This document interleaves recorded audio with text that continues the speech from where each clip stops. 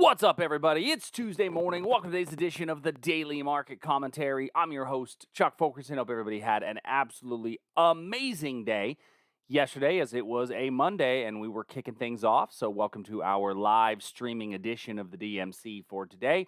Those of you that are joining us live, I appreciate you. Do me a favor, give a quick thumbs up, leave a comment if you would. That is always much appreciated. So glad that you're here with us today as we are about to get rolling. So, what we do every day is we look at the futures markets from an educational perspective, finding breakouts and reversal trades. And the thing that I think is important for us to look at is that not every day is going to be a great trading day.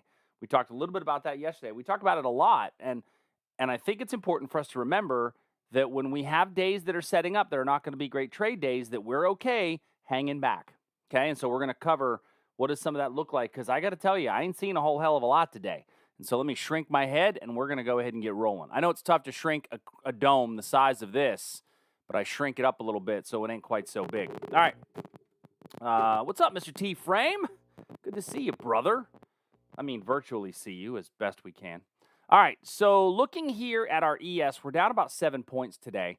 And we did have a little bit of a breakout yesterday, but we got our breakout, and then it just kind of went, right? I mean, we did get the breakout later in the day, but it just kind of died off. And so we're seeing a little bit of a lack of momentum here. Now, does that mean that I'm ready to short that pig? Absolutely not.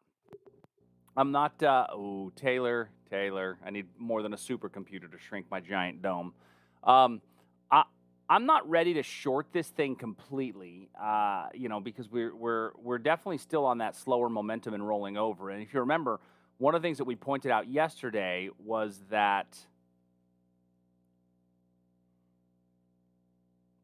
we were seeing on the way up a decrease in volume, and that continued yesterday, right? So we saw more of that yesterday. It was even lower volume yesterday than it was the prior day. So that drop of volume on the way up continued. And so when I look at some levels that we may have of interest to us today, let me go back my 5-day, 15-minute here. Looking back on this, I still think that my best level is this one down here, which corresponds with this volume node back from Friday of last week. So that's to me, the best level corresponds with the best volume node from Fridays. Now, that's a couple of days back. We also have one that corresponds with last Tuesday and Wednesday's high volume node down here, and then our breakout was Thursdays. So you can see how this volume profile really leads into finding some pretty good levels. So when I'm looking at where I'd find reversals today, those are going to be the places that I'm going to look, because they're quality levels, but they're confirmed by our volume profile, and that's really what I care about. Now, yesterday's was this area down in here, which we've just about bounced off of and not really come back from. Yeah, you remember, buddy. Short that pig. All right. So I don't have a lot to add to the ES today. I'm not going to force a trade. And even this one is not the greatest of levels. It's a wick over wick above a pivot low, 38.79 by 38.81, where I think you've got a better chance at seeing a reversal if price does come all the way back down to this level. The next one below that is this area in here, which that shows up on the hourly chart significantly better. And that is this base rally here above that pivot low. Jim, I hadn't heard about that, but thanks for the heads up. I don't know if anybody else has had that problem. You're the first that I've heard of that from. If I need to change the way I'm sharing them, I can do something a bit different. All right. Next, the NQ. So the NQ never did give us the breakout above our 13,698. I mean, we had that in the overnight, and we just kind of continued underneath it. So the breakout is still there in the NQ, as it's still one of our stronger markets, but it's not as prevalent. The pullback down here at 13.5 is this little wick over wick. Now, this wick over wick has almost been touched, but not quite, and I'm okay still leaving it as a limit entry, just because it's such a small level that I'm okay leaving that just straight up as a limit entry. So, I mean, I'd love to say that I got a whole bunch of new levels to add today from yesterday, but the fact of the matter is, I don't. I feel like the levels are still pretty strong on what we have. Now, yesterday we did have our breakout in the Russell. And so the breakout occurred in the Russell while we were in class, and we talked about, okay, if you're in that thing, your stop should be under the pivot. And then throughout the day, we talked about moving your stop up. At this point, you probably should have taken some money off the table since we've kind of started to stall. I think it's safe to take a little bit of money off the table, as my gut tells me that we're probably going to pull down a little bit today. But you know how good a gut is, right? But that was good for about 40 points. It was good for about a 40-point run. And so the next level would be the breakout trade above the high. And if we get basing here, we get breakout trade above the high. We did have that little 15-minute level that was close, but no cigar, which we came close to, and I gotta leave that kind of where it is. As far as other 15-minute levels, I've got this area here that I'm a bit hesitant to use. Now, why would I be a bit hesitant to use that? Well, I don't know. Just something about the level and the location of the level tells me that it's not the best trade. Now, it's got an old area of resistance acting as support. I don't love them typically when they're in the middle of a move up, right? When it's in the middle of a move up, it's a little bit scarier for me, but it is a whole round number. So I'm going to mark it off. If we get any basing in front of it, I'll cancel that thing quickly, because I'm always cautious of those speed bump areas in the direct middle of a move. So, Peter, you also had that issue yesterday? All right. I'm not sure exactly why. I'll reshare it again today, and if it comes up, let me know, and maybe we can reach out to Thinkorswim's customer support, and we can see if they can help us. All right, and then the Dow Jones, the YM. Billy, I know you were in that YM breakout trade. Moved your stop up. Hopefully, you were able to take a little bit of profit off the table in that one, enough to have some lunch money. And frankly, that's a pretty good lunch because the the breakout trade probably got you around 100 points, if something like that. You got another breakout above the high. I mean, that's really would be the next one, is above the all-time high, and then a reversal back into this region. So not a whole lot of new areas today to talk about in the equity markets, but just know that we are slowing our momentum. And the slowing of momentum, this is a very strong picture of slowing momentum. And I don't have to remind you, because those of you that are here on a regular basis, you've seen me talk about this. But the first thing I look at is the fact that our prices are still going up while our daily momentum is dropping. That's typically a pretty bearish indicator. The other thing that makes me feel a little bit more bearish is just how bullish everybody else is. Now, while I say that I'm a bit more bearish, I guess I could have just done them all at once. While I say that I feel bearish, does it mean that I'm trading bearish? Think about that. The fact that I feel bearish, does it mean that I'm trading bearish? Well, the answer to that is absolutely not. Just because I feel bearish and I feel like there's a reversal that could happen because we're seeing the momentum, I feel like we're overextended, volume is selling off, it does not mean that I am bearish, trading bearish. I'm still going to trade what the chart tells me, even if it goes against what I think is going to happen. Does that make sense to everybody? I'm going to trade what the chart tells me to trade, and the way I feel is completely irrelevant. The market doesn't give two rats bottoms what I feel like. What the market cares about is identifying the most number of buyers and the most number of sellers in the area. And so while everything in my gut tells me that we should roll over here shortly, and now, by the way, I'm still going to be very cautious for that.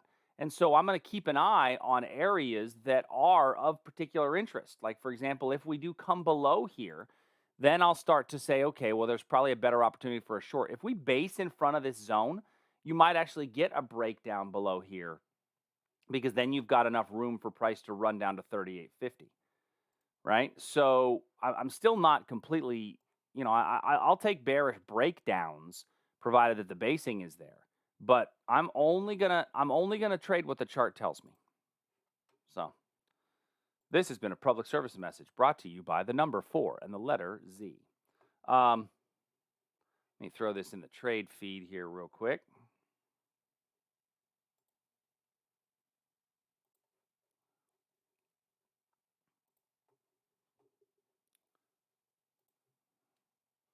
All right.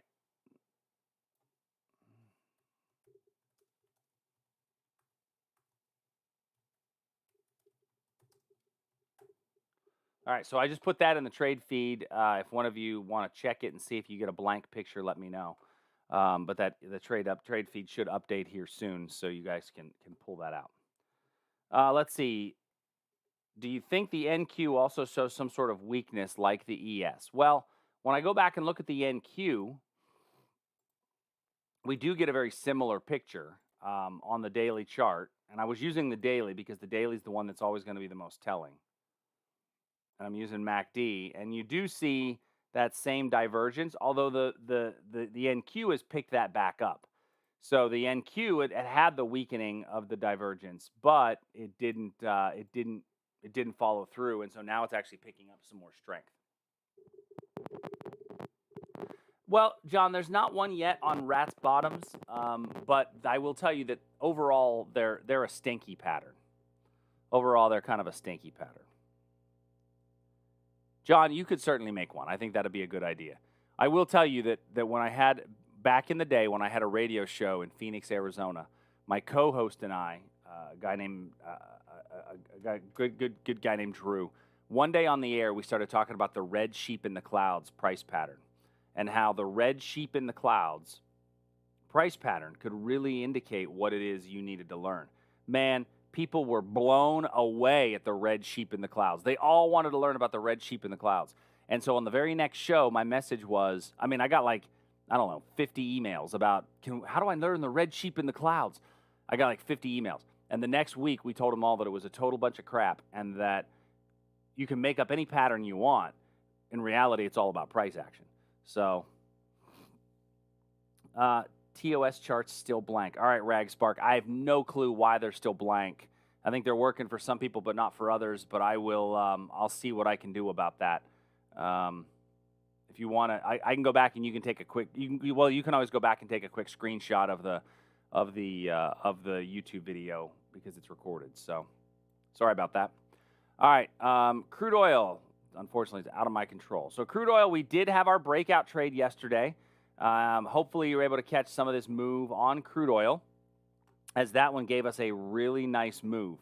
That the move away on crude, we talked about that our stop when we got in should be about 57.32. The market gave us plenty more than that. Wound up being about a 4-to-1 trade. Before now, it has come back. It still, frankly, is still above our stop out point. But I think hopefully you took a little bit of money off the table in that one yesterday. So I'm going to remove this one. Although I could still see this area being pretty active, it looks to me as though this was used as demand, and we've already bounced off of it. But now what are we doing? Well, now we're basing in front of it, which makes it that much less probable. And so I would say it's time to look for the next area of demand down below, which would be this area right here, this wick over wick. Now, this wick over wick was formed in a Globex session, right? A Globex session on a Sunday open. So it's not the best of levels, right? Not our strongest time of the day. Your better level, that's a better time of the day, is this one down here. That's a wick over wick above a pivot low formed at a really good, strong time of the day. So that area, 5606 by 5590, is the better level. 5711 by 57 structurally is a sound level, but it's not formed at a great time of day. Does that make sense? Now, what about supply? Where am I looking to get short? This, I think, was your only good short opportunity. Right through here. And it's already started to move off of that level, so I don't know that I would retry that area again. Good. So you talk about the breakout trades without 3 touches. Let's go back and talk a little bit about that. What I'm really talking about, Murray, is when, like, for example, this breakout that we had here.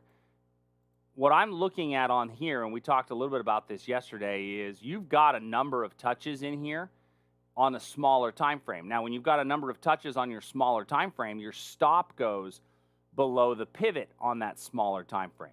And so I can go down to a 15. Now, I'm not going to go down to a 5 to find enough touches, but I can go down to a 15 in order to find the right amount of touches. And sometimes when you're at an all-time high, that's what's going to happen.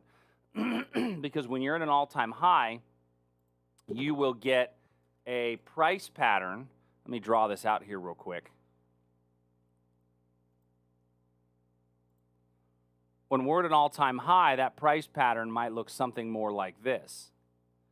Well, inside of here, if this is a 60, and you might say, well, I don't really have 3 clear touches. When I move that down to the 15, it oftentimes will look more like that, where I do have 3 clear touches. And so, remember, we're allowed to go, we call it the magnification level inside of our multiple time frames, because when I think about time frames, I think about 3 time frames. And this is something that we cover a lot. I'm going to bring my head back up, but because when I think about my 3 time frames, imagine it like this. If I'm looking at a leaf, I can look at a leaf under my naked eye, and the naked eye is going to tell me this is a leaf. Well, then if I want to further inspect it, I can pull out a magnifying glass, and I can further inspect it with the magnifying glass. If I really want to go in, I can go to my zoom lens, and I can put it under a microscope, and I zoom in on it. Could I go down to an electron microscope? Sure, but I try to keep things simple. And so my entry is entry is typically done on the magnifying glass level, which is the 60-minute chart. I will occasionally, if I need to, zoom down in to the 15-minute, and then I make my buying decisions, whether I'm a buyer or whether I'm a seller, on that 60-minute chart. So hopefully that makes sense to everybody. It's a slightly different way, I think, than a lot of people are used to doing it. I think a lot of people are used to looking at, trend. They look at okay, big picture, and then they move to trend, and then they move to entry. I just go with trend and entry, and it's really based upon what's the time frame that I want to be able to find my trade, and how am I looking at it. So once again, we call that the multiple levels of magnification. Now, real quick, if you guys want to see where that is, if you go this is on the website. This is the list of all the on-demand courses. I mean, there's dozens of hours of on-demand courses. But it would be under Trading Foundations. I think it's under Different Styles of Trading. That would be the one to take a look at for your time frames, where we would talk about time frames that you would use. Okay? All right.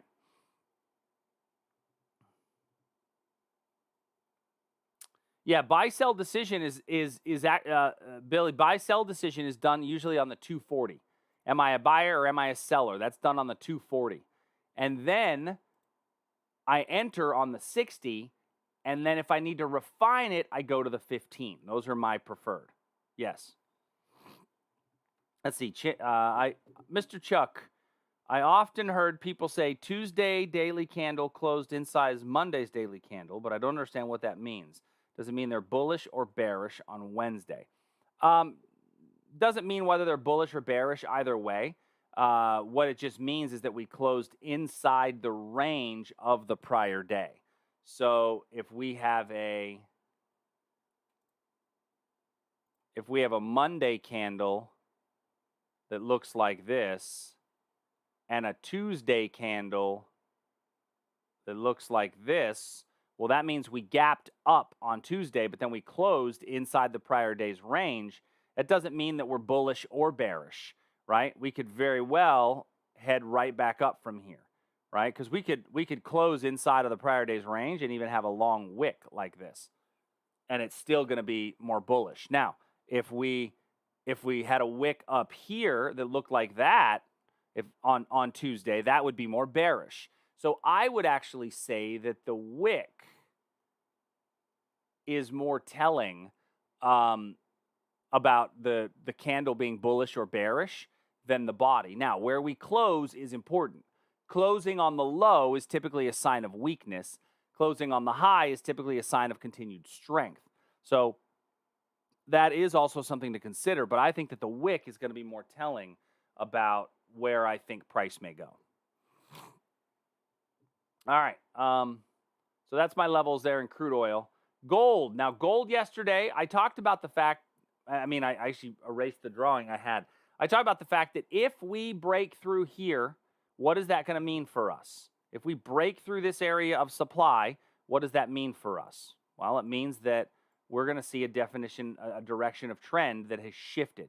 And so we did break through there. We didn't really give it even a hope of working. I mean, it just came up there and then went kapowie, and it blew right through the level. And so by blowing right through the level, that told me, okay, I now have a better opportunity to be a buyer on a retest. Now that right there is towards the end of the day and the beginning of the Globex session, so not a great time of the day to be a buyer, but potentially a decent structure for a reversal, especially considering that it was a prior support line back here to the left. And so old support oftentimes acts as new resistance, and price has memory. And the fact that we've turned there in the past means a lot of buyers may place their orders in there. We could see a turn off of that level today. Natural gas is coming down into our demand level. It's not quite there yet, but we're coming down into it. My downside about coming into it right now is that here's my zone of risk, and my opposing supply is pretty darn close. And so I've got a fairly close level of supply that I need to be aware of. And that kind of keeps me out of this trade. I'm not a huge fan of taking those kind of setups. I do like this wick over wick that we had formed in the overnight if price comes back into there. Jersey Trader says GC 15-minute from 1833 to 1835, demand zone for a pullback.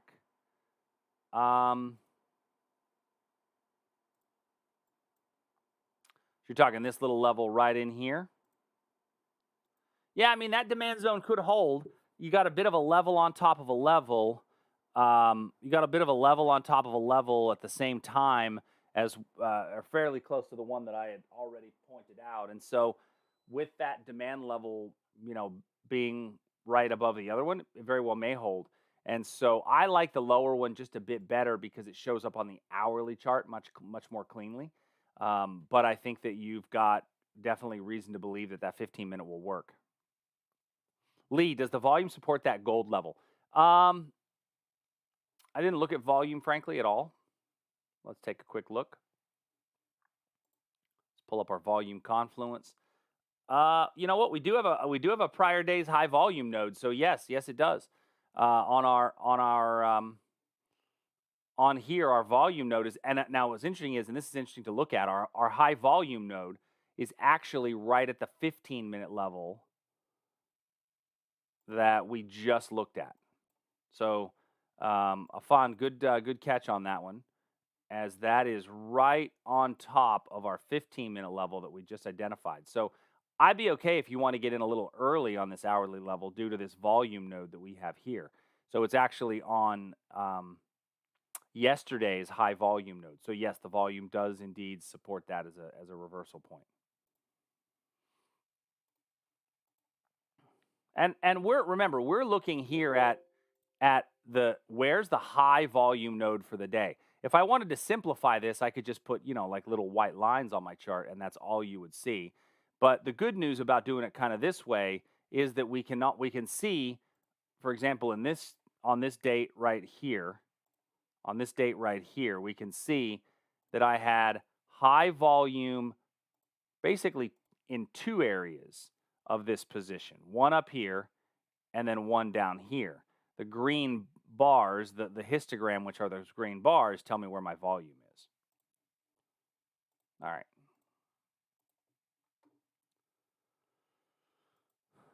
Nat gas we talked about. Copper, we certainly broke out hard in the copper position yesterday. We have had a pretty strong run since yesterday morning. Did we get quality basing in front of it? Not really. And so if you didn't get in on this, don't feel bad. You missed out on a hell of a move, but you followed the rules, and that's more important. If you did get in because you determined this basing to be close enough, then at this point I would take your stop and move it up underneath 67.47. But the breakout trade was definitely in play. But like I said, didn't have basing immediately before the level. Remember, when we think about our trade optimization plan, because we score all of our trades, our trade optimization plan tells us that if it's immediately before the level, it scores a 2. If it's close to the level, it still scores a 1. So it can still be done. You just have to make sure that everything else lines up. I'm going to share this grid, even though some of you said it's not working, because some of you said that it is working, and I think it might have something to do with an update.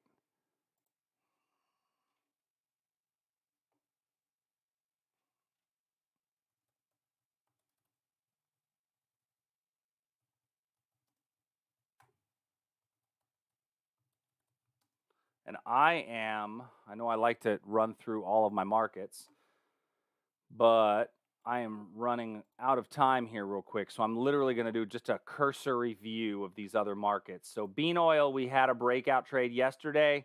That one hit and has continued to run. So those of you that jumped in on the bean oil trade, I actually didn't even put that one in the update yesterday.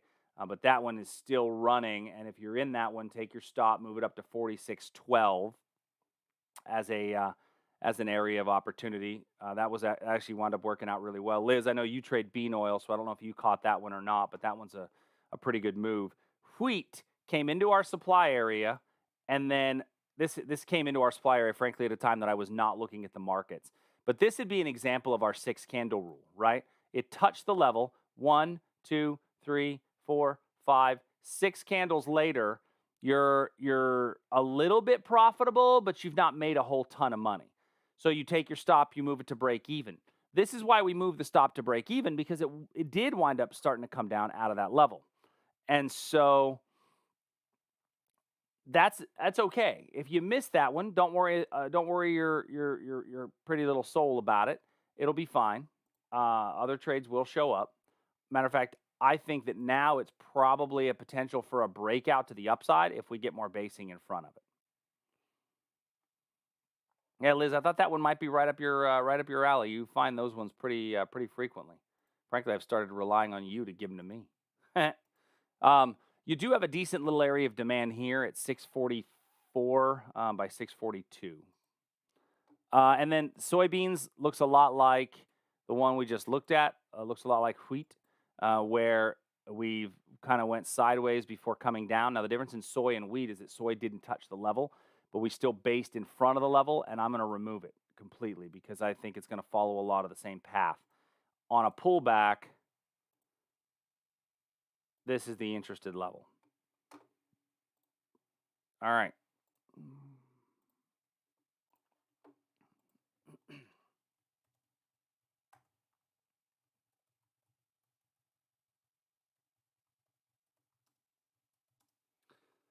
All right, I'm going to take a quick look at bonds and currencies. And I know that we had a euro US dollar trade that was in the trade worksheet. So if you guys were able to catch the trade worksheet, then that trade hit target 2. So that one hit that one hit target 2, and Justin put out an alert to close it out today since it did hit target 2. And so looking at what we have in the euro for today, I don't have really much in the bonds to talk about. And like I said, I'm running out of time. I got to run here right quick. The euro, we've got our supply level up in here. We're coming into it with a fair amount of momentum. 4-hour chart has given me a new swing high and a new swing low, right? So I've got swing low, swing low, swing high, and we got higher than that swing high. So that tells me that my supply level above me needs to be a confirmation trade. And I can get long on a pullback to a quality area of demand. I just don't have a super quality area at the moment, frankly. Nice. Glad you jumped in on the proverbial pullback. Yeah, I don't have anything quality on demand for me to lean on for this one, so I'm just going to back away. Canadian dollar, we did come into our supply level. We got an entry on here because we pulled away. Technically, if you stayed in that thing, then you should have closed it out. I will tell you realistically, in the U.S. anyway, most of us were probably asleep. Frankly, in the U.K., you're probably asleep because it meant the entry. It met the entry at about 9 o'clock at night, and 6 candles later, it was still nothing happening. And so, if you took it and you're still in it, I would say now you should at the very least have your stop move to break even. But in reality, it didn't follow the rules necessary for an entry. Now, it did give us a new opportunity for a breakout, though, with 1 touch, 2 touch. We're looking for 3 times a lady.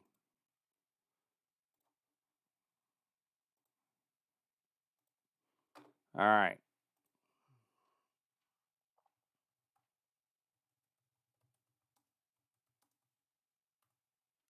And then last, let's take a look at bonds and currencies numero dos.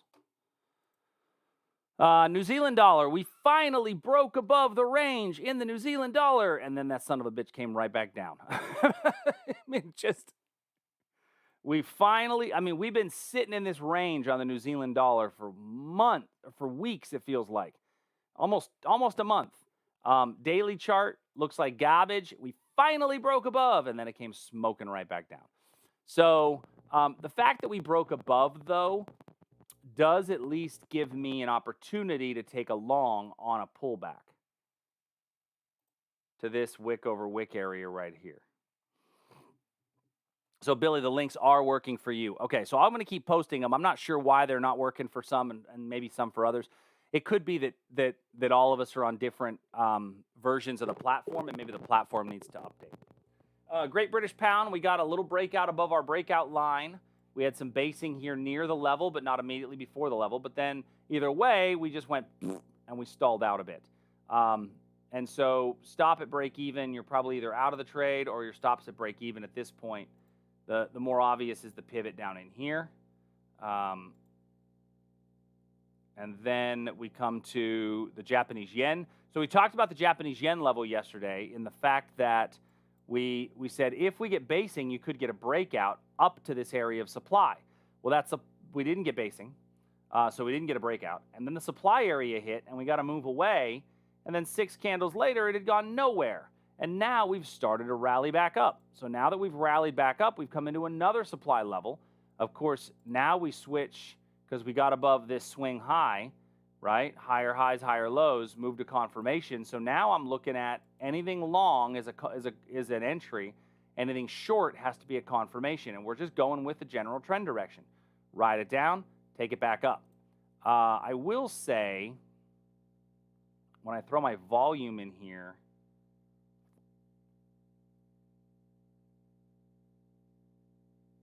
so yesterday's high volume node was way down here. Today's, so far, is this area right up in there. I want to see what our volume confluence looks like. Now we're getting decent volume on the rally back up. So decent volume on the rally back up. And so I think, yeah, this has some running legs to it. Remember, we use volume to confirm price movement.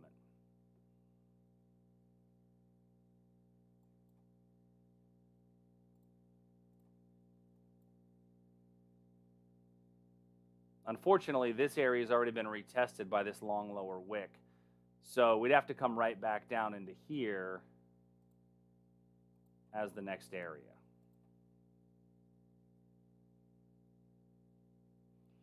All right. And then the Australian dollar did come into our supply level in the overnight. We hit it. We got a little move away. And then we've come back up into it, and now we're getting another move away. So the level itself still holding. 6-candle rule would tell us we're probably out at break even. And usually when I'm out at break even, it's a good thing because that thing's about to come ripping against me. If it doesn't come ripping against me, here's the next level that I would say is a decent long if price comes back down into this range. So, all right. Sorry I went a little bit over today. I typically try to keep these to 30 minutes. I will say that we are going to have some changes to the daily market commentary starting in March. We've had some good feedback from the members about what we do here, and so starting in March, the daily market commentary is going to go to a little bit of a shorter version. Instead of doing 30 minutes every morning, it's going to be a bit shorter, and I'm not going to do it live every day. It gets a little bit taxing to do it live every single day, and we're going to have a kind of a new format, but we are going to have live trade rooms at tradersarmy.com now 6 days a week. We've got a new futures instructor who's working with me. We're going to start co-teaching together in the next couple of days, and so we're really trying to expand the offering that we have at the website because some people wanted to see us have more trading around the open. So we're going to do 3 days a week of trading around the open, and so hopefully that'll be good for everybody involved, and you guys are happy with it. And the daily market commentary, I think, will be shorter. We'll cover some major markets, and we'll talk about a stock of the day, and then we'll move on to make it pretty quick. So, all right. Let's see. Jersey Trader, can you look at NQ on the 15-minute demand zone from 13,650 to 13,637 quarter? Absolutely, I can.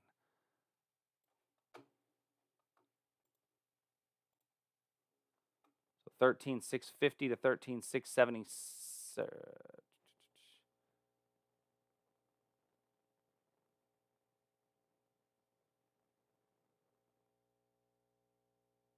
So this area right here, it looks like. So I'm not a huge fan of this because we've already hit it once and we got a minor move away that was unable to create a new high. And so that's why I'm not in love with this level. It was a small move away that was unable to create a new high. By being unable to create a new high, that tells me there's not a lot of buyers in here.